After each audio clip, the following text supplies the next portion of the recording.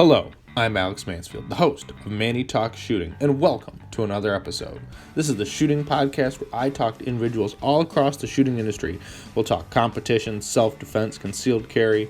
If you like this content, check out our YouTube channel, Manny Talks Shooting. And without further ado, let's get to this episode.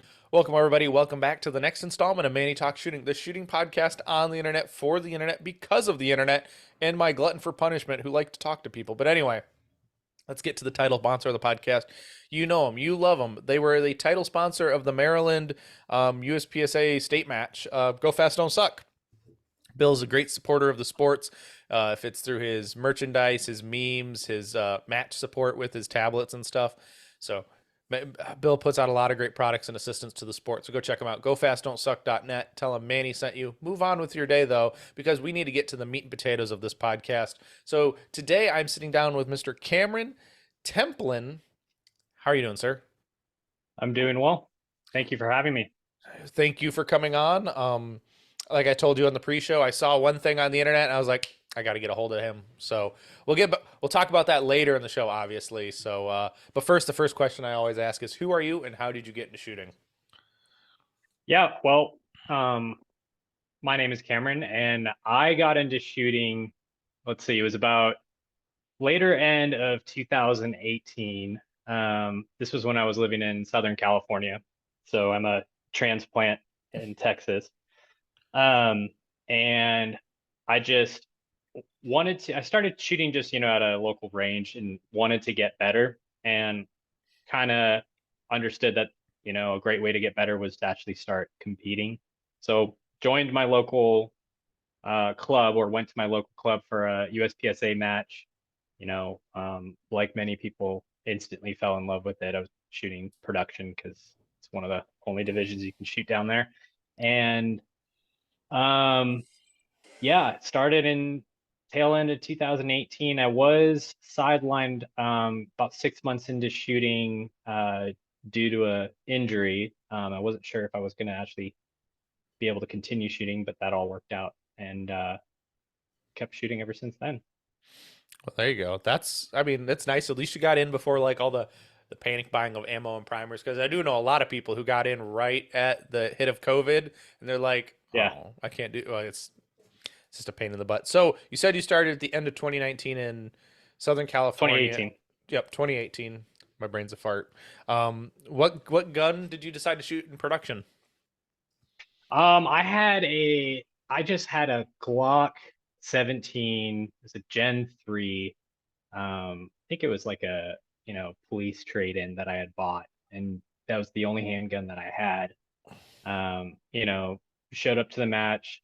I had just a kind of a, I knew it was a Safari Land holster with the, strap on the leg or whatever. So had to borrow some equipment, some extra magazine pouches and whatnot. But luckily, I started with a great group of people. Actually, the Vidanes, Jojo Vidanes and Claudia Vidanes down in Southern California. So it was a blessing to start with such a good group of people and learn from them. That is awesome. Now, how long during when you started shooting? How long were you still in Southern California before you moved? Let's see, it was about I moved to Texas about 3 years ago. So it was right around probably like a year and a half. I was shooting in Southern California, and then, you know, we decided, not for shooting purposes, but we just decided that we no longer wanted to live in Southern California. So my wife and I, well, girlfriend at the time, decided to move to Texas. Hmm. Well, everything's bigger in Texas, that's for sure. So Yep. now, when you were in Southern California, how many clubs or ranges were you able to go to within a reasonable amount of time? There was actually quite, so there's interesting thing about Southern California. There's actually a pretty big shooting community down there. When I was living there, there was two clubs that hosted USPSA and IDPA, and then another club that also hosted three gun. So I went to Norco Running Gun Club, which was in Prado, or I'm sorry, over in like Norco area of Southern California. So I could pretty much shoot a match every weekend of the month if I wanted to. Hmm. Now, did you want to? Oh yeah. Oh yeah. Well, as soon as I started, I was hooked. Obviously wasn't very good, but uh, shot mostly production pretty much my whole time in Southern California, and also shot in some 30 gun as well. Very cool. So you you I guess I don't want to speed this up too fast, but so were you shooting with any super high level shooters in Southern California, or what did it take until you got into Texas before that would really happen for you? I would say like right off the bat, I started shooting with Jojo Vidanes, who he is a old school IPSC world champion. He still competes. He's getting a little bit older and it's battling some knee issues, but still a fantastic shooter. And I remember starting with them. They brought us onto their squad. My wife was also kind of shooting at the time a little bit, so we were both uh, pretty much squatted with them every time that we went to a match that they were hosting. So that was really great to see and kind of opened my eyes, where someone could be in terms of skill level. Hmm. Yeah, that is, and that I guess that's nice to see, kind of like right off the rip, is that somebody who's at that high GM, high M master level, instead of most people who are like the best they've got is like an A class shooter at their local club. Yeah, yeah, So then your confidence is already crushed from the beginning because it's like, oh, that's what a real GM is, not like, oh, I'm so great, yeah. and everyone gets like, I'm B class, I puffed my chest out, I'm so great, right? 100%. Yeah, this watching him for the first time, I was like, what did I just see? Kind of just shocked that someone could, see so quickly and shoot so fast. Right. Yeah, that is yeah. I can't. I remember the first match I ever went to, and I was shooting with the GM, and I was like, "Oh, those he is good." Yeah, yeah. But yeah, so I guess we'll speed the timeline up a little bit. Well, I guess not. Did you shoot any majors while you were still living in California, or did you not really get into majors until No, Texas? no, I didn't really start shooting majors well into, say my shooting career. Probably in the last couple years, I've started to, take things a little more seriously, I would say, and start actually going to major matches. And I mean, for the most part, it was just local stuff, local matches, nothing too crazy. Okay, that makes sense. So I guess now I'll speed up. So you leave Southern California, you go to Texas. Texas is a big state. How'd you pick where you were going to live? Yeah, so we landed in Wake. We visited Austin, Texas, my wife and I. We kind of drove around, visited Waco area. Um, what ended up happening is she ended up getting a job at Baylor University, which is the private university here in Waco.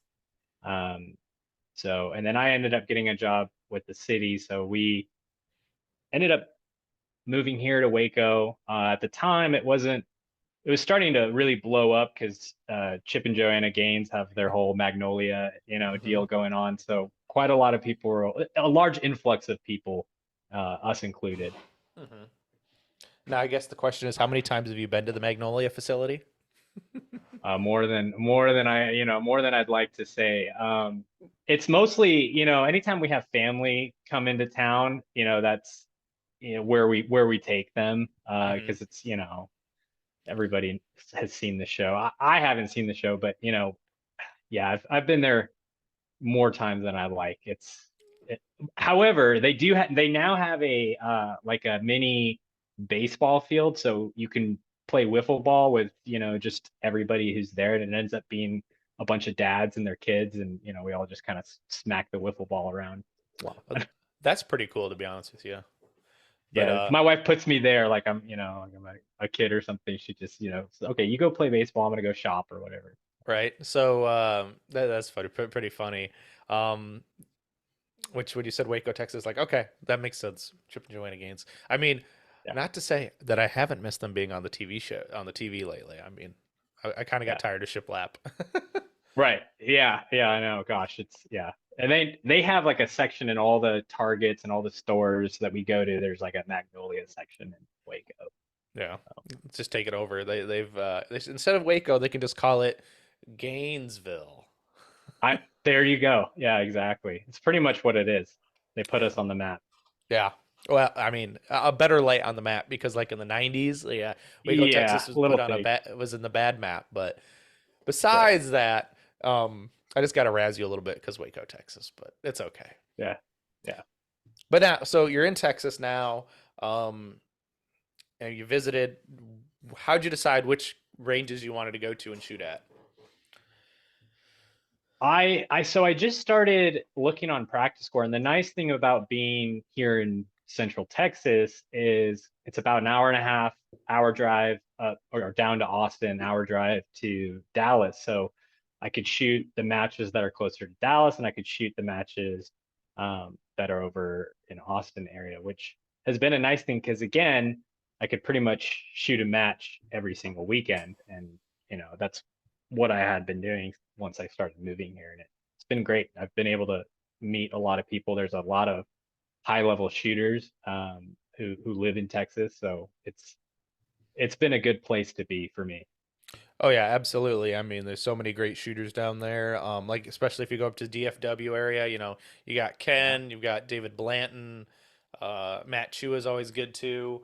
Um, so yeah, you got those heat, and then you got the Austin heat, which is yeah, a nice best of both worlds. yeah, yeah. So I've been able to uh, make a lot of friends in both sides of Texas, and it's Hmm. been really great. So on average, you said it was about an hour to Austin, hour to Dallas. On average, what's your normal one-way trip in the car to a match? One way trip's about an hour. So it's the clubs I shoot at. There's one in Florence, Texas. The one that's at Austin Rifle and Pistol Club's more like an hour and a half. I'll usually go there every once in a while just because Emmett and Alex Costa are good buddies of mine, and Alex hosts the match there. Kind of a drive. I usually cap my limit to like an hour. I don't want to drive more than an hour for a local match. Um, and then same with the DFW area. There is a match that's held in Waxahachie that's not quite that's like south of Dallas, so that's about an hour. Hmm. And then the club over at Mission 160 has a match, but that's more like an hour. I'd say almost 2 hours for me. So I'll do that occasionally just to see Ben and Fabio and all those guys. Hmm. Well, yeah, and it's still not bad when you go to Area 4 and it's only 2 hours away from your house. Yeah, yeah. It was pretty nice this time. Yeah. I'm assuming you still got a hotel though. Yeah, I still got an Airbnb. I just, I didn't want to do the drive back. As if I can avoid the drivers in Dallas, I'll shoot for that because they're interesting bunch. Oh, absolutely. Yeah. I would never want to drive in Dallas. I've been there once and I was chauffeured around and I'm like, I'm glad I'm not driving. Yeah, yeah, yeah. Yeah. So we're in Southern California. No, we're in Texas now. We're shooting around. You're shooting around. When you got to Texas, what classification were you? Gosh, what was I? When I got to Texas, I was probably like a C class in Hmm. production, you know. And then I started shooting carry optics. What was it? I'm looking at one of the plat in 2020. I guess I started shooting at the Texas State Open Championship in 2020. So I started shooting, and I think I was still probably a B class in production or an A class or something, and then Hmm. started shooting carry optics and kind of stuck with that. Right. Did you move to carry optics as like a natural progression, or that you saw that there was no one shooting production at the time and just said, "Screw it, I'm putting a red dot on my gun." It was kind of just a natural progression. It was getting to that point where there wasn't a lot of production shooters, and that was, that's never fun. You don't want to just, you know, win the day because no one else is shooting the division. So um, yeah, I switched to carry optics pretty much because everyone else was, and no one else was shooting production. I still shoot production here and there. I enjoy shooting production. I enjoy shooting irons. It's not like I'm, married to the dot forever. Hmm. Well, yeah, and you came up shooting the iron, so it wasn't as difficult probably to go to the dot or bounce off of them. No. Like some of us who pretty much started in the sport shooting a red dot, and it's like, what are those bumpy things? Yeah, yeah, totally. So, how long did it take you, to get from B class, A class to Grandmaster? It took, let's see, so I made GM uh about a year ago. Maybe it was like a year and 4 months now. Um, and really, I'd say it took about a year and a half. I know total it was like 3 years of shooting to get to GM. Um, but um, yeah, I remember I made master and I was, pretty stoked on that and was like, okay, I'm gonna chill here. I'm happy where I'm at. This seems like this is, um, at my level or a little bit higher. And I just kind of put it out of my head. And then about 2 months later, when I was shooting classifiers and whatnot, I wasn't really paying attention to them. I noticed when I had one more classifier left to make GM that I was at a pretty high percentage, and I hadn't been just paying attention to it. So um, the GM thing was kind of almost accidentally, which it's funny how it works that way. When you put it out of your mind and just shoot, you tend to do better than overthinking it. Right, yeah, you stop caring about your classification, and then it becomes, oh, look at I'm 97% in all of Yeah, these, and it's like, yeah, boom. yeah. Now, let's see. Now, did it ever feel like I know everyone talks about paper GMs and whatnot, right? Did it ever feel like when you made GM that you were like you didn't belong there when you made GM? 100%. Hmm. 100%. Yeah, it's uh, and at times it can feel that way. I have pretty high standards for myself. It wasn't something that I was like, you know, really trying to get. You hear of certain guys kind of chasing classifiers or, trying to get that classification. Because it happened so naturally and kind of, randomly, and I wasn't M for that long at all. Hmm. Uh, it felt like, no, I don't belong with these guys. Like I didn't even shoot any majors as a M class. So, but what it also did is it kind of put the pressure on, and it, kind of lit that fire and said, okay, now you have to get better. Otherwise, you're gonna embarrass yourself. So, Hmm. Right. So you were able to put the throttle down and then, build your match skill up as a GM, and then feel like you were competing at that level. If I could put words in your mouth, I'm assuming. sure. But now have you won any majors yet overall as a GM, or are we still No, I fighting? Are we? haven't. I'm still kind of in that, top five. I know like at Area 4, I was fourth place in limited optics. And um yeah, no, I haven't gotten to the place where I feel like um, I can go to a big major and say, oh yeah, I got this.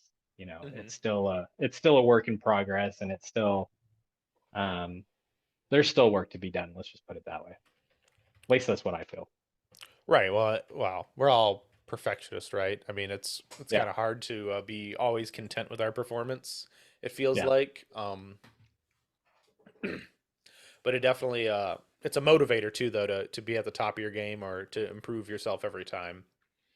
yeah. Now, you shot limited optics. Why'd you decide to shoot limited optics instead of carry optics for this match? So limited op. So, I've already GM and carry optics, but also, um, I just wanted to see how far I could get shooting, a Beretta or shooting my carry optics gun, which I shot my stock carry optics gun in limited optics. But also, um, I'm going to be shooting limited optics more with the new Beretta 92XI anyways. So I decided, oh, well, this would be a good place start shooting limited optics. So I decided just take your stock carry optic setup. I even shot it in double action in the first round and just, you know, thought it was a good place to start and see where I would land. Hmm. Yeah, that 92 XI looks pretty fancy there. Now, Yeah. w- I'm not super big into Berettas, so forgive me. What's the difference between the XI and the X Performance? Or the 92X Performance. Yeah. Yeah, so the 92X Performance, that's a full, steel framed gun. Those are, built in Italy. The 92XI is aluminum framed. It's coming from Tennessee, and it's similar to the 92X Performance. It's frame mounted safety, but the difference is it's single action only. It has like actually I have one. Am I allowed to show the gun on the podcast? Yeah, yeah, because this is going to be record. It's not like a live thing at the moment, so yeah, you're good. Okay. So has a single action only. That's coming up here. Mhm. Trigger. It's a flat face trigger. So that's the difference between that model and the 92X Performance. The 92X Performance is double action, single action only. The XI is their single action only version. They kind Okay. of dub it the 9211. Oh, okay. I mean, Yeah. fair enough, right? Makes kind of Yeah. sense. Which, which I guess makes sense. But why aluminum instead of steel? Maybe. I'm not sure. It I think it's kind of better for an all-purpose gun. You can carry it. It's coming in at like 33, 34 ounces. Hmm. So, you know, you can you can definitely carry it. I mean, I carry a full size Beretta 92. So I think they wanted it to be more versatile and not just a competition pistol. Something that can kind of, do multiple things. Right, which definitely makes sense for us for a brand and for a company to be like, we don't want it just to fit this one niche. We want anyone to buy this gun Yeah, in multiple purposes. yeah, So I guess that makes sense. So right. I guess if anybody didn't know, you started this year, a couple months ago, maybe a month ago now, started your formal relationship with Beretta. Mhm. How was that? How did it feel being recognized by a company and saying, "Hey, we want to partner with you"? It's been incredible. I mean, gosh, I never thought in, a million years when I started shooting that I'd, be sponsored by a company like Beretta. I remember when I had first started, I remember there was a high level shooter that I think he was sponsored by Terran Tactical or one of those companies. And I had asked someone, hey, like, what does it take to become someone like that who's, sponsored by a big company or a gun company? And his response is like, don't even, it's few and far between, basically, is what he Mhm. told me. So, you know, to be recognized by the company and shoot for the company that I was already shooting their products, I already loved their products, was a really cool thing. It was really neat and it's been a blessing. Yeah, I could. That's an understatement. It definitely is nice when you're already in love with their products. You already liked the brand. It already Yeah, fit you. It's not like you had to conform to it at all. It right. it was already in your niche. And it's nice to see that they recognized you. Now, was it a little bit of networking to get you there, or did they fully contact you out of the blue? I think it was a combination of both. I didn't have any professional relationship with the company. However, I was already friends with the some of the other my teammates now, Hmm. Ben Hart, JJ Ricazza. So um, I remember I shot with them at IDPA Nationals this last year, and got to shoot. I wasn't on their squad, but I was pretty much following them around because you shoot. There's two squads on each bay, and I was on the other squad, but basically was around them the entire time. So got to meet them, got to meet some of the people involved with the company, the marketing director and the other teammates. And, I knew then, like, kind of seeing the dynamic and seeing how great everyone was, the people within the company and the teammates, I was kind of told myself, like, oh, this is somewhere I'd want to be. So, um, I did reach out to them, and then it was just kind of this organic process of us, going back and forth, and them saying like, yeah, we were, uh, interested in you, and it just kind of went from there, and it was a great experience, basically. Well, that's cool, and I'm really proud for you and glad that you're able to make this connection, and you may get into a formal relationship with Beretta. Um, I guess we totally forgot and skipped. You said you're already shooting a Beretta at the time before this, but what is your your regular carry optics or main go-to blaster at this point? So I was pretty much shooting the 92X Performance, and in fact, when the 92X Performance came out, the original one, it was just an iron-sided pistol. There was no optic version for the gun. Mm, Um, Langdon Tactical had his Beretta 92 version, which is aluminum framed and not as heavy as the 92X Performance, and didn't have a frame mounted safety. It had the decocker. So you couldn't put his slide on a 92X Performance at the time just because neither of the safety functions would work. Uh, and that's not that. I don't know if it's still illegal, but it wasn't legal at USPSA. Um, mm, so I did buy one, and then the 92X Performance Defensive came out, hmm and that was a like IDPA version of the gun. So essentially, I had to buy two guns to make a carry optics pistol. I took the slide from the defensive, put it on my 92X Performance, and have pretty much run that ever since then. Um, and then they, eventually came out with a carry optics version of the gun. Gotcha. Yeah, it was like pieces and parts slapping things together Yeah, to figure it out. Because I yeah, do remember that time when it's like where are these guns at? So, but yeah, yeah. that makes sense. Um, and now you said you originally started with the Glock. How interesting was it to transition from a closed barrel situation to an open barrel situation? I mean, so Beretta 92 is actually the first handgun I had ever shot. hmm Um, Pretty much the story with me shooting a Beretta for the first time is I went to a firing range. It was an indoor one, and this is, I grew up shooting shotguns and rifles, hunting and whatnot. Um, Knew nothing about pistols. Went to an indoor firing range. He kind of showed me the case, like, okay, which one do you want to rent? And I didn't know anything about handguns, but I recognized the Beretta 92 because I'd seen it in Die Hard and Lethal Weapon and whatnot. I was like, I want to shoot that. So pretty much from there, that was the first pistol I shot, and I've enjoyed them ever since. So started with a Glock because that's just what I had. hmm But once Beretta started coming out with a 92X Performance, they started coming out with guns that you could compete, you know, in USPSA. I was like, oh yeah, like sign me up. I'm taking that. I want to shoot that. There you go. Well, that makes sense. But it's interesting. So you not much long. You didn't spend much time without the you had all your barrels exposed essentially. So Yeah.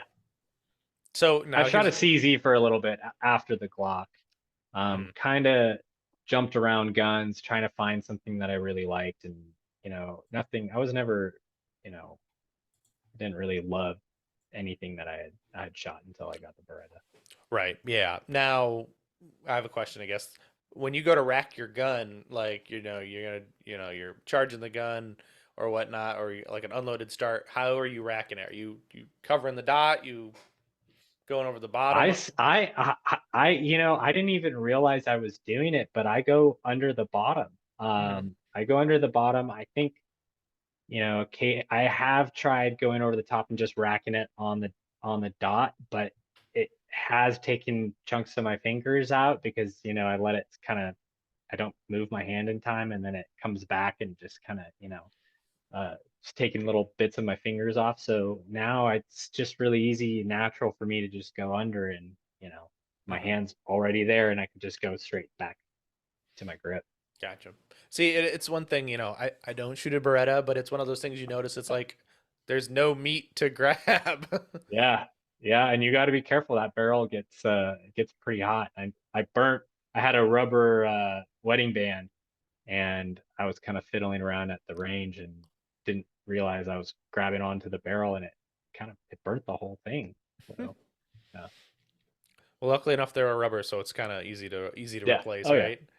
yeah, Yeah, because I pretty much live in one of those too, because I'd rather keep my nice ring for nice occasions than not at the yeah, range yeah, when you can lose it. But right. so up to this point, well, I guess not to. I'll rephrase this question. What does your training schedule look like nowadays? So now I've really dialed up the live fire training. You know, especially once uh, everything happened with Beretta, I was like, oh, this is another thing where it's like, okay, now you really have to start pushing yourself. Like, Mm-hmm. it's great you're on the team, but you know, more is expected of you, or at least I expect more from myself. So now I've been trying to do live fire practice at least 2 or 3 times a week, and then dry fire every day, which I'm trying to be more disciplined at. And then also just I'm pretty strict with like fitness training as well, and kind of have tailored it more towards practical, stuff that'll help with practical shooting. Mm-hmm. Well, honestly a smart. I mean, if you think about it, you're working out probably to live a better life, and it's beneficial for shooting because Yeah, you know we want to be able to move when we're 80 years old. We don't want to be couch potatoes, yeah, and no one ever wants to be stuck in a bed at a nursing home. You know. ab- absolutely, absolutely. So you're feeling this internal pressure to be more, do more, right? Um, does it put like extra stress on your match performance or just in your training? Sometimes I try, the mental aspect is the other side of it, right? Hmm. So I've been really trying to work on that as well. I've gotten heavily into the Steve Anderson, podcasts and listening to those. Hmm. Um, but I try to not let it affect me when I'm at the match. It's mindset's a big thing, and it's kind of I've gotten good at just putting it out of my head, and like that area four, even when I had bad stages, I forced myself to smile and forced myself to just flush it and move on, because Hmm. you're not it's not gonna it's not gonna help you having that at least I don't think having that pressure of, oh, I need to do well, otherwise it's not gonna look good or something. Hmm. That's that's not what's important. What's important is you show up and compete at the best level you can. Right, and that mindset and that attitude that you go into the day with, or after each stage, really can affect. It compounds. Like if you're Yeah, just down on yourself the whole match, your last stages are gonna be probably terrible to most people's standards because you've already beaten yourself up yeah, and you're okay with failure because it's already have happened and you're just out of it. yeah, yeah. And that was one thing I noticed with the high level guys was, they don't have the negative talk. They don't talk about, they may talk about it after the match, but they're not going to dwell on it. They're going to do better the next stage. They're going to, you know, Hmm. do as best as they can and not dwell on it. Right. And I know I'll interject myself and my mental focus through the matches. I listen to Steve as well, and I've always come to this mental agreement now is when I shoot my best when I'm just having fun. So if I'm Yeah. not having fun, usually the matches, I've already put myself mentally there, but like the weekend before Area 4, it was Area 5, and I shot the best match of my life, nice Oh, good placement, for you. very happy for myself, and I'm like, that was the best match of my life. So I even talked to Jay Beal today as we're recording this about, hey, I need to write this journal entry because this is important. I slack on the journal. Sorry, Steve. Yeah. It's difficult to get into, but um, Yeah. so I'm trying to record this, but it's like all I just thought is I just had fun. I didn't care. My shooting did its own talking for me. I just had to have Yeah. fun. And I guess that's Yeah. probably real big. But you shot Area 4. I'm assuming you were squad with Ben. Yeah, I had to kind of jump around squad, so I apologize to anyone I abandoned or jumped ship. But yeah, I ended up I had such a great squad actually. I had Ben, who's a fantastic guy, fantastic shooter, and a good friend of mine. He always has been. He's actually helped me, with Beretta stuff way before I had any thoughts of joining the team. Hmm. Anyways, and then good friend Emmett Reed, Alex Acosta. We had all the MPA shooters on our squad, which I've never met them before, but good group of people, Hmm. and everyone was just really great. And I think that makes a difference. You were talking about having fun, Hmm. and I think we need to not lose sight of that sometimes. Like at the end of the day, we're really blessed to be able to do what we do and go out there and shoot. Like life could be a whole lot worse, and sometimes when I'm getting frustrated at practice or I'm like, I don't want to do this, I don't want to be here, I have to step back and tell myself, look what you get to do. Like you know, you get to compete and play a game that you love. Like, Hmm. so, but group of having a good squad really makes a difference. When everyone's having fun, everyone's encouraging, there's no drama. Um, you feel better and you usually perform better is what I have seen. Right. And I mean, usually you'll have people who have a bad stage and they'll be upset for a minute and then they're Yeah, like, well, time to reset, refocus. We got to go paste, reset, and move on to the next one. yeah, yeah. Now, I do want to talk a little bit about Area 4. It was what, 14 stages?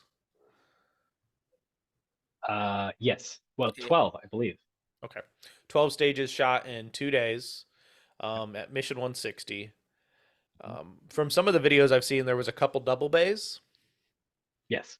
Mhm. Um, okay. How would the match? Well, you already said you finished fourth in limited optics, but how did you feel the match flowed? I thought it was done really well. Actually, every match that I've shot at Mission 160 has um, been organized really well, has just flowed really well. The stages have been great. Um, everything was perfect. Um, we thought we were going to get some rain there for a second, but we dodged that. Uh, yeah, good group of ROs, good group of staff. Um, I really didn't have any complaints, but for the most part, I'm not super picky about major matches. Hmm. I don't feel like I'm at the point where I can be like, oh yeah, like these stages were awesome and these stages were terrible. Like shooting is shooting to me, and if it's challenging or has some element of um, you know, challenge, then I'm happy to shoot it. Right, and that's good too. A nice positive mindset to have. Not be picky because there are a lot of Yeah, divas in our sport who are like, "Oh, the water wasn't to the right temperature. It wasn't yeah, close enough. It didn't have a porta potty on every bay." yeah, We always got those kind of people. Sorry if I'm making fun sure, of you, listeners out there for who act that way. So you get what you get and quit whining. yeah, yeah. But well, that's good. Did you have any stage that was your favorite in particular? Ironically, I liked the stages that I didn't do my best in. I think it was stage two and I think three. There was a stage that had I also liked the door stage. A lot of people didn't like that stage, but stage three had a bunch of poppers in the center, and you had to go either left or right, and then go in the opposite direction. I really liked that stage. I did enjoy the stage with the door. I know a lot of people had gotten DQ'd from how they opened the door, but I thought that one was a little challenging. And then also there was I forgot which stage it was, but another one with a little bridge you had to walk on. And I always like the stages that you have to do some quirky thing or jump over something or walk on something. Hmm. Those are always fun to me. Right. Well, it adds a little bit of athleticism into it too. Yeah, Balance and core, and it adds a little bit of It lets the cream rise to the crop up, yeah, the cream rise to the top, I'll say, because, Yeah. the guys who are in well condition and able to shoot that well excel at Yeah. it compared to somebody who's not taking care of themselves. But oh yeah, you're saying the door people were dequeuing the door. I noticed in a couple of videos the door knob was painted red because that's probably an Yeah. IDPA prop, and they've got that rule of the muzzle can't point at the red zone. Yeah. Yeah. And that But was the rule. That was the well, at least when I shot the stage, they made it clear to us, uh, don't point the gun in the red zone, otherwise you're gonna get DQ'd. So when I opened the door, I was like up here. So mhm. Right, and it's probably a safe bet because if you're pointing it at the red zone, your hand's probably there and you're muzzling yourself, so it's just easier to be like, don't point it at the red thing. yeah. Yeah. Yeah, because you were there probably the weekend prior shooting the IDPA match. Yeah, I shot Texas State IDPA, which I'm still trying to figure out IDPA. It's I know people who shoot USPSA say certain things about IDPA, and people who shoot IDPA say certain things about USPSA. But I if it shooting's shooting to me. Like I enjoy it. I like shooting IDPA. I like shooting Steel Challenge. I like shooting USPSA. But I haven't quite figured out how to excel at it. I get beat up by penalties here and there. Um, certain procedural penalties still get me. Hmm. Now, I guess this is a good question for you. So, do you still wear the fishing vest, or do you like actually conceal your gun? I still wore the fishing vest. To Ben and Fabio's dismay, but I am going to switch to appendix as soon as I can get a holster for my 92X performance defensive or my 92XI, which my normal inside the waistband holster works with the 92XI, so I'll be switching to that. But Brett had just sent me them. I Gotcha. hadn't gotten them. Well, now, I mean, do you have a fancy Beretta fishing vest? I do. Yeah. Um, I had a Beretta vest prior. It wasn't super fancy, but once I got signed on, with all the goodies that they were sending me, they also sent me this vest. But I mean, I would wear it just normally when it's cold out, but it's pretty cool looking. I'd wear it. Right, fair enough. I mean, but shit, like people wouldn't understand. Beretta's like clothing brand, like line. It's like Yeah. massive. Like I went on their Yeah. website and I was just like, are you a gun manufacturer or are you a clothing clothing Yeah. brand? Yeah. And they still have brick and mortar or stores too. Like there's Beretta galleries. There's one here in Dallas where you can go in and buy clothes and buy guns and buy, I think they even sell like, you know, furniture and accessories, random stuff like that, and pens and, whatever, Mhm. wallets and stuff. So yeah, they have a huge clothing line. I liked their clothes before I even started shooting for them. Like they always fit me well, and uh, they weren't super expensive. When they have sales and stuff on there, you can get a pretty good deal on clothes. Right. So have you had to be a clothing model yet? No, no, no, not We gotta yet. They leave haven't that. asked Is me. that JJ's job then? I think I'll leave that to JJ. JJ Yeah, can do that. that's fair enough. Now, if you only had to have one piece of Beretta clothing, what would it be? Oh, that's a good question. Um, it'd probably be their dry fit shirts. They have these like dry fit. They're kind of like elastic cotton material that you Hmm. can work out in, you can shoot in. I've I and they were like relatively inexpensive when I bought them. Hmm. This was before Brett, before I had signed on with them, and so I had a bunch of their shirts, and I wear them working out. They're great. Well, there you go. And they're multi-purpose, right? You go work out, you go to the Yeah, range, whatever. It's like it's that yeah. lifestyle, but that's kind of cool. I think I remember what it was probably around what Production Nationals or Beretta was the title sponsor, and I remember watching videos of JJ going, shooting shotguns or whatever. But it was all this fancy Beretta gear. It was always a hoot because he gets so. It seems like he's so excited about it too. It's like, ooh, look at new clothes. Oh yeah, I mean yeah, who isn't though? Um, Yeah, and being able to shoot different guns, especially, people, I wouldn't say people forget, but definitely people who shoot action pistol stuff, they, tend to forget that Brett is a huge, shotgun manufacturer, and they've won Olympics and all kinds of titles with their shotguns. So Yeah, I want to I'd love think. to shoot one of their shotguns. That'd be pretty fun. If I'm not mistaken, there's got like this like Beretta gallery that's got like the most expensive like shotguns in it. I want to say it's in New York, but I might be Yeah. wrong. But it's pretty darn fancy from what I from the videos I remember watching of it. It's pretty fancy there. Yeah, even the one here in Highland Park, Texas, I've been there. Actually, that's where I bought one of my 92X performances from. Um, you know, even walking around that area because it kind of looks like Beverly Hills in California or something. It's a really nice like bougie area. Right. But you go into the Beretta gallery and they've, got all kinds of amazing shotguns and custom, stuff you don't even want to look at the price tag for. Yeah, that's true. Just think about it. People spend more on shotguns than they do on some open guns. Yeah, yeah, It's and we all think that open guns, like Infinity open guns, are expensive, but when you talk about shotgun Beretta money, yeah. it's up there. But Yep. so I guess I forgot to ask this earlier because when we were talking about Waco, but you came from Southern California to Texas. How long did it take you to go to a Bucky's? No, Bucky's. Yeah. Yeah, I went to Bucky. It wasn't very long. I think it was probably I think I moved here and then maybe within a couple months I went to one. I know I went to the first time I went to one, it was like accidentally because there's one right by the Temple gun club Hmm. and you have to pass it to go there.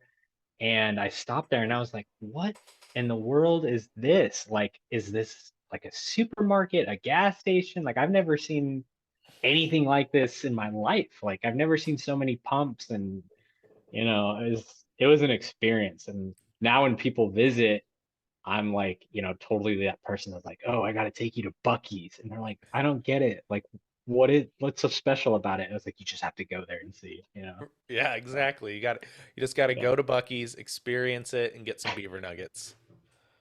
Yeah, my sister and my nephew visited not too long ago and I took them to Bucky's and they were just like, this is the most Texas thing I've ever seen. And I was Hmm. like, yes, exactly. Right, and it's just so cool because it's a beaver, but it's not a beaver. It's a cartoon beaver. But could you I imagine? didn't know it was a beaver for the longest time, which is really embarrassing. It wasn't until like recently, I think it was Brian Levy who mentioned, I thought it was a chipmunk for Hmm. the longest time. So it just shows like how oblivious I was. Yeah, I didn't even know it was a beaver. Yeah. Now, yeah, it's okay. I guess I could understand why you'd think that though too, but I don't beat other beat out. It's pretty obvious it's a beaver. There's like it's beaver nuggets and beaver. It's like I mean, yes, if you think about yeah, everything in its totality, yes. But like if you're just yeah, looking at the guy, you're like, that could be. yeah, I could get that. yeah. I could get that. But I didn't go to those places that much. I wasn't it wasn't somewhere I've never had their nuggets actually. I know they're amazing, but I think the only thing I've had there is like their beef sandwiches or something. right now, oh, I guess this is a great question. You're on the team, Beretta with JJ. Have you taken a JJ class yet? Yeah, I took a class before I. That's how I met him. Hmm. I I took two classes. The first class I took was in Odessa, Texas. I remember I Middle of drove nowhere. middle of nowhere, yeah, and that's where I met him and Marco, and became friends with them. Hmm. Um, yeah, and it was a really cool experience, and that's kind of how our friendship started. Hmm. And then I took another class with him when he was at Mission 160. Um, and then every time we'd be at the same major or something, we'd get lunch or something. His you know my wife really enjoys hanging out with him and his dad and whatnot. So it's been a fun friendship. Hmm. Well, that's cool too. So, have you taken other than JJ classes? Have you taken any other instruction? No, no, those that his class so far, I'd like to take some other people's courses, but I took the only, I mean, I took a pistol course, when I first started, but it wasn't involving USPSA or action pistol or anything. But Mm-hmm. yeah, it was just his. Mm-hmm. Well, fair enough. Now, I did get a couple of listener questions. I guess I want to cover these now before I forget, because if I forget, someone will be very mad at both of us. So I'm assuming, I think I checked this. It is your wife. How did you find your amazing wife? She asks. Oh gosh, that's funny. Um, yeah, so I met her in Southern California. She was going to school down there. At the time, I was working at a horse ranch, and I used to go to this country bar a little too often. I'd go every weekend, and she was there with some of her college friends, and she actually came up to me and asked me to dance, and that's how we met. That's how we met. Okay, so it was like a line dancing place, right? You know, Okay. in Southern California, of all places, if you could believe it.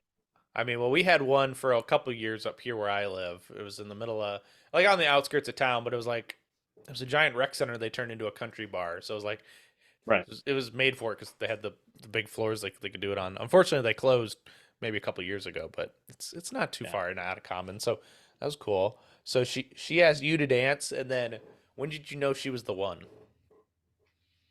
Oh gosh. I knew I probably wouldn't admit it to her, but I knew pretty soon after. She was much different than a lot of the, people in Southern California that you meet. She actually grew up in Northern California, was going to school in Southern California. Um, yeah, it wasn't that long after. I'd say within probably 6 months. Hmm. Fair enough. Now, I did get a question. Some Beretta 92X, yeah, Beretta 92X performance reliability tips and tricks. Yeah, I'm probably not the best person to ask because I've never really had any crazy issues with mine. They sometimes the tolerances can be a little tight, so just keep shooting them, and things will just kind of loosen up and uh, work out that way. You know, but for the most part, for me, they've always been. I think I own like 792s now. Well, nine now, um, and they've all been great for me. Hmm. And Now, I've shot thousands and thousands of rounds through the 92X performance that I shoot carry optics. okay, so you've not had any issues with the guns, but do you have a certain formula you like to set up your gun with, like recoil spring, mainspring Yeah, combinations? so I try to keep it close to stock as much as possible. I'm not a huge try to say this nicely, but I'm not like a huge trigger snob when it comes to, getting it super light. What's important to me is just a predictable reset and a really crisp break. Hmm. So um, I I do lighten the hammer spring. I usually put like a 12 pound or an 11-pound hammer spring in there. And then one thing I would say that's super important, they sell it on the Beretta website, is the competition hammer. And what that does is it takes up a good amount of the take up to the wall. And that's a huge one. And other than that, I usually put a 9-pound recoil spring in there. I'm shooting 124s, so if that, helps anyone. Hmm. And that's pretty much it. I don't try to mess too much with, going in and polishing stuff. That stuff just kind of polishes itself from shooting it, over and over and over. Right now, ha- with going to that 11 or 12 pound hammer spring, have you found that you're primer sensitive, or can it light everything? It's lit everything for me, and I reload. So the primers that I use CCI small rifle, CCI small pistol magnum. So those are the hardest ones that I use. I obviously shoot. I try to use federal primers for major matches, just to take all up, I just don't want any surprises whatsoever. Um, but it ignites the small rifle stuff fine for me. You know, I don't know if there's any companies out there that sell an extended firing pin, but you know, that could possibly be an option. But um, yeah, I mean, if you if you use a 12 pound, you're going to be good with everything. Hmm. If you put in an 11, you know, some people have said that they have issues with like CCI primers and whatnot. I haven't seen that to be the case with mine. But yeah, I'd say stick to a 12. The difference between an 11 and 12, it's not huge. Just learn how to prep your double action and you'll be fine. Right.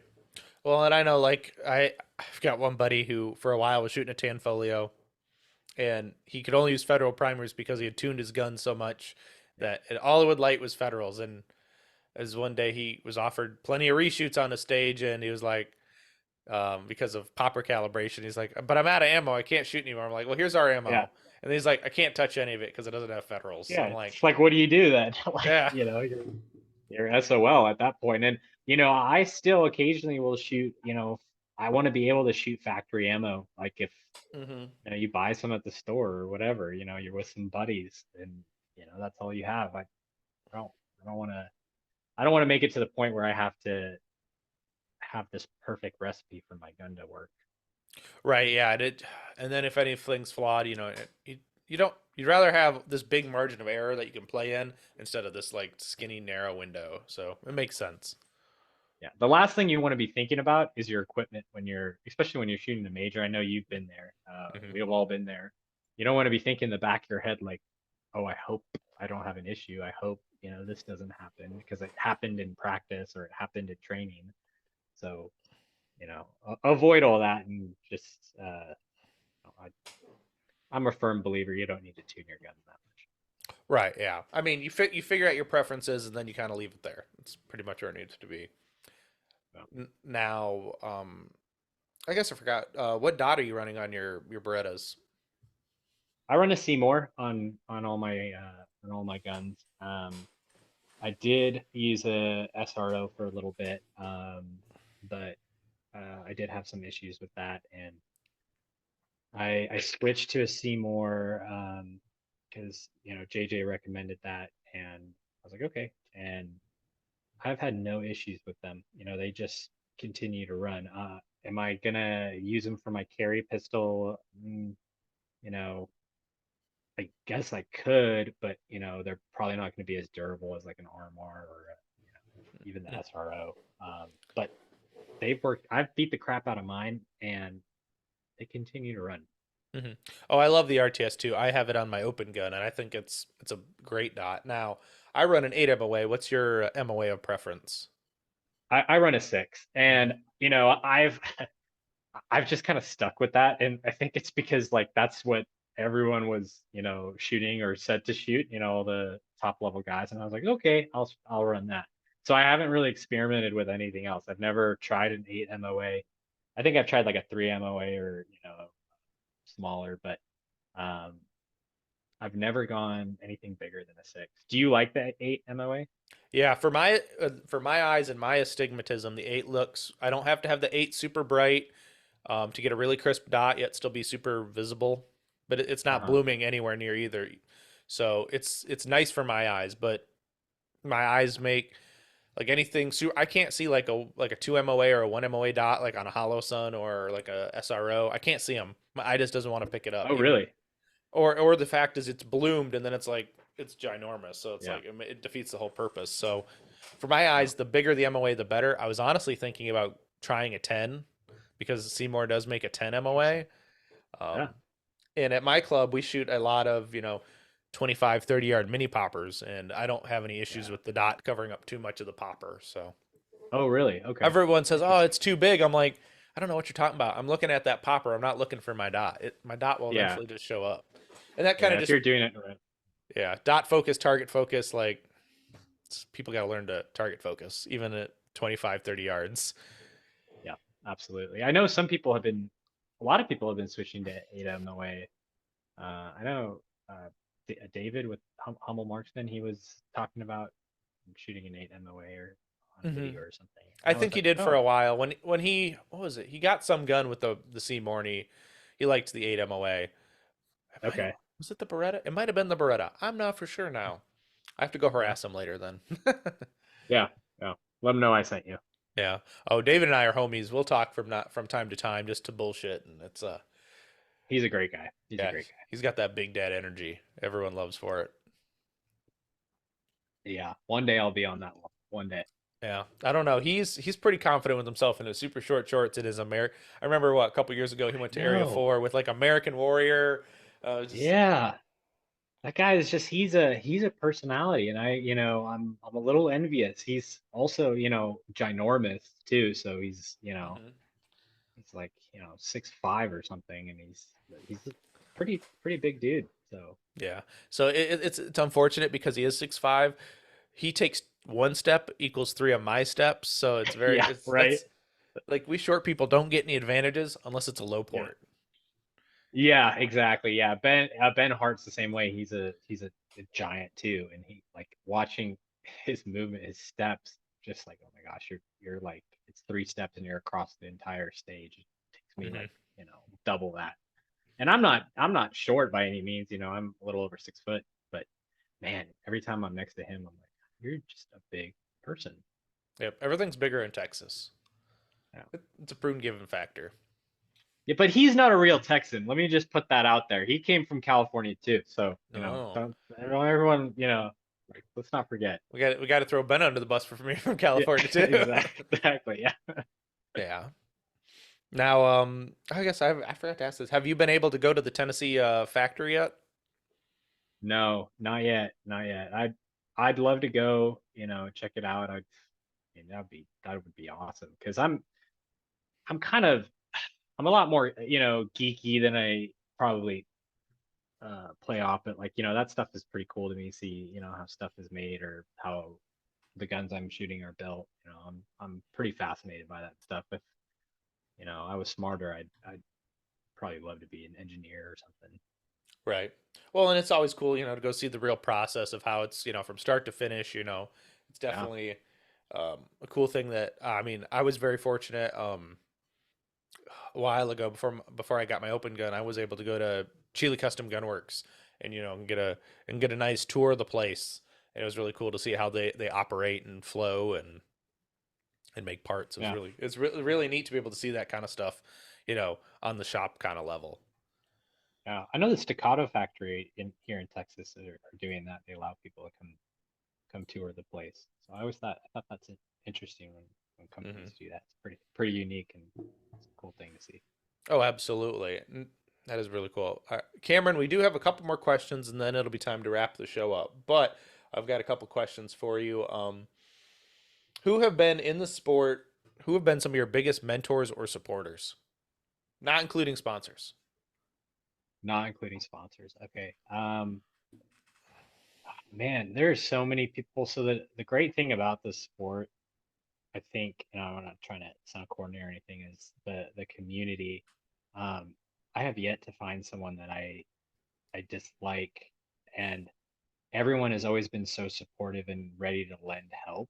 Um, you know, even obviously I've had the pleasure and I'd say I've been very lucky to be able to talk to people like JJ and I spoke to Max Michel during Dragons Cup and, be able to kind of pick their brain and talk to them. But even on the local level, when you go to a match, there's been, you know, so many people who are shooting at a high level that can help you. So um, I'd say in the sport, yeah, it's been JJ, Ben Hart, who's I'm happy is my teammate now. He has helped me so much with Beretta parts. Like even before I had uh, a contract with Beretta, he was sending me all kinds of parts and helping me out with questions about the gun, or if I had any issues, I'd call him and he'd, be there. And like I couldn't tell you how many times he sent me stuff. And I had no affiliation with Beretta. I was just a fellow, shooter. So um, yeah, I'd say the teammates that I, now get to shoot with. That's pretty awesome. Yeah, and it's see that's cool. The good-hearted people, the sport like Ben, who are like, here, have some parts. Like you can tinker Yeah, now. yeah, They'll give you the shirt off their back, which is yeah, the lifeblood of this sport, honestly. Because without those people, the sport would honestly not be so much fun. yeah, yeah. And it's really nice. Like I feel like I've been able to build a community that I didn't have, prior to shooting the sport. Hmm. Yeah, and this community is so fantastic. I mean, I love going to major matches and seeing faces that aren't like necessarily at my local area, but you see them at majors because they all travel enough, and you're like, hey, and you talk to them. It's always a good time. Yeah. Now, I guess we have another question: is currently what has been your biggest like aha moment in training, in matches, in whatever, what related to shooting? What has been your biggest aha moment, your biggest breakthrough takeaway? Um, so recently it's been the mindset Hmm. uh has been a big one. You know, being able to, you know, um use that to your advantage, I'd say, and not have it be something that's holding you back. That's been like a huge like even the thoughts that what you're thinking about prior to the match or during the match. Um, you know, that has been that's been a huge thing. I think that for a while I was like, that's that stuff's not important. Visualizing and the mental management stuff, like, oh, that's like whatever. I just need to get better at shooting. Um, but once I started focusing on that, my shooting became better, um, whether it's in practice or at matches. Hmm. Yeah, and I definitely think a lot of people could take away from that is getting their mental side, their mental game on lock or established, because I see a lot of people throw their match away because they have a bad stage and then they can't rebound from it. Yeah, and it's a shame too, because you know, I don't know if you've been there, but there's so many times I'm shooting with the squad and somebody has a bad stage and they are just like down in the dumps and they're talking about it and it's like you just want to tell them like, hey, like just flush it and forget it, as my wife always tells me that, and uh just move on, like do what you can now. Right, exactly. Yeah, and it doesn't help you to sulk on it because it's over. You can't get No. it back. The reshoot Yeah, god's not going to come 20 minutes later and say, "Hey, you get a reshoot on the stage." right. You've already Yeah, hit the button and moved on. yeah, and it won't be the last time that it happens to you, so you need to figure out how to work through it, otherwise it's gonna just hurt you. Mhm. Oh, absolutely.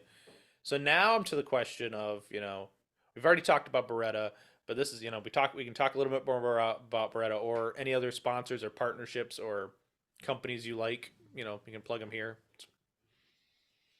Yeah, Brian with Hunter's HG Gold, obviously, he has been, not just good to me, but to the sport in general. Hmm. He's always there. I don't know. Sometimes I don't know how he makes money because he, just is always like, sponsoring events and giving out certificates and giving out products and whatnot. But Brian has been great. Grizzly Ears, they make my ear pro. They sponsor me and they've been fantastic. Um, Greg with Make Ready Nutrition. I don't have any, professional affiliation with them, but he's also been a huge advocate of the sport. And I see him at majors now, and he's been great. And all these people have been also great to, you know, just everyone. Like even my wife has, become good friends with Brian and Greg and all of them. So it's been cool to see.